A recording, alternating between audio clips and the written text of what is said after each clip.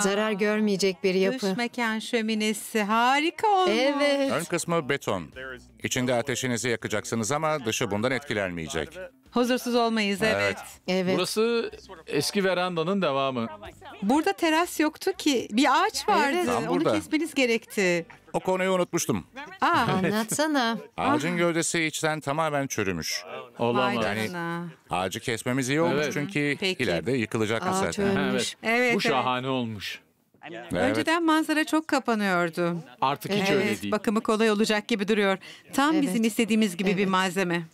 Çok güzel. Evet. Her şeyin çok doğal bir his vermesini istedim. Beton, ahşap, cam.